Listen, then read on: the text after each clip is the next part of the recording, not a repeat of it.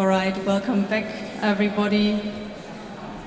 Yeah, we're now gonna have a conversation here on stage. I hope you can all hear me. If there's any question from your side, don't hesitate to ask.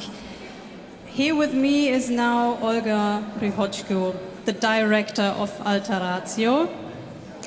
And the four composers, they are still in some kind of hugging process, so they hopefully be on stage in a bit. Yeah, all of the pieces tonight, except for the Ligeti piece, of course, were premieres. And perhaps, Olga, could you briefly tell us what the basic idea of this entire program was? I can say a lot of words about this images, thoughts, but I want to say only 3 words. It's a memory, it's a death, and it's a light, and maybe hope. So this is 4 themes that we want to show in this program, and this was like a first point for every composer to imagine what they want to say and what they want to create with this music. And for all who weren't aware what happened in the Ligeti piece, what did you do with the missing voices? The idea was not just to sing the Ligeti, because it's very well-known piece, and this is not the basic idea for this project. The basic idea was to remember the people who we miss, who was killed, murdered, and so on, with this evil Russian aggression in Ukraine. And for us, we already lost a lot of our friends, our colleagues, and even our lovers. So for us, it was like a memory of these people. So each 4 voices in this score is missing, and it was replaced with non-human voices.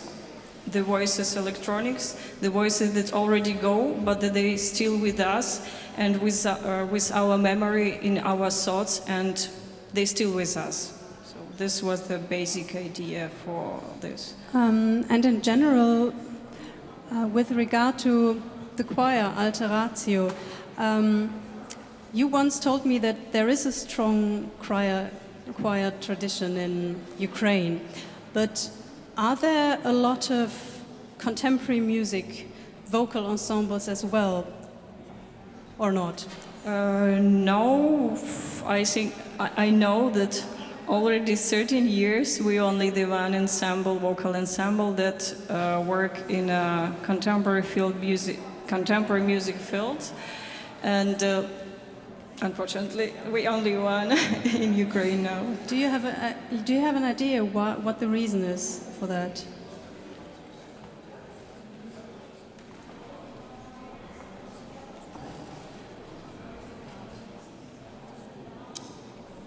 I think this bad Soviet Union experience that's still with us, and we can't struggle with this and finish with this and stop thinking with these big choir traditions and canceling everything new and not ordinary, not everything contemporary, everything not in tradition, that was composed not in tradition way. I think we still struggle with this bad tradition, and that's why maybe this is the reason. Are we actually audible for everybody? Yeah. Okay. It's a bit confusing, the noise next to us, but we try our best. The composers for this project tonight, how did you choose them?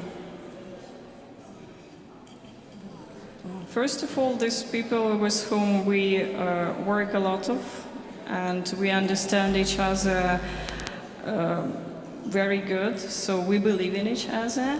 This is the first. We work with whom we love. We love who we love. And I know this, even if I say for these people only a few words, they will understand and they will create the best piece that they can.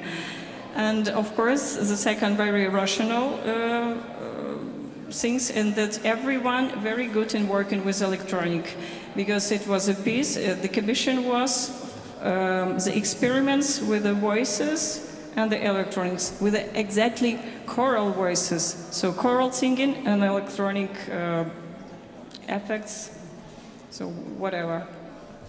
Also, one of the composers, Alla Zahajkevich, she is the founder of the electronic studio in Kiev back in the 90s. So as we could see tonight, you commission a lot of pieces, of course, but you probably also sing pieces that already exist. So could you say what your repertoire is in general? Yes, so we have two basic lines in our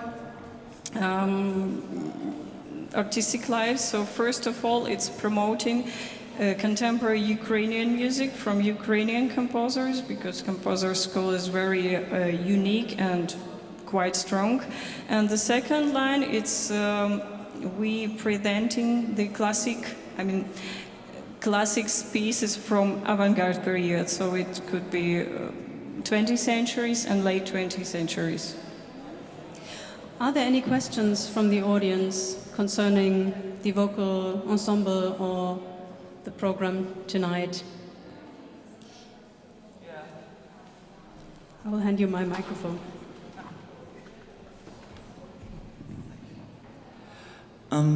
The woman on the left, was she on she was on her phone, she was checking her emails when she was singing. No, it was just a joke, sorry. No, but what was that? The woman on the left here, she was like doing something with a thing, a phone or something. What was that? She doing this missing voices in Ligeti score. Okay. Wow. Right, okay. Thanks. That's cool.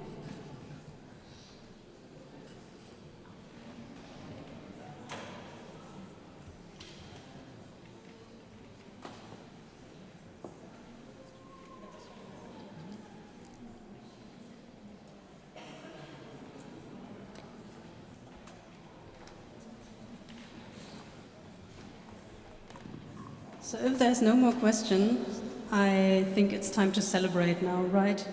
So the composers, they don't seem to have the capacity for conversations now, but I think it's okay.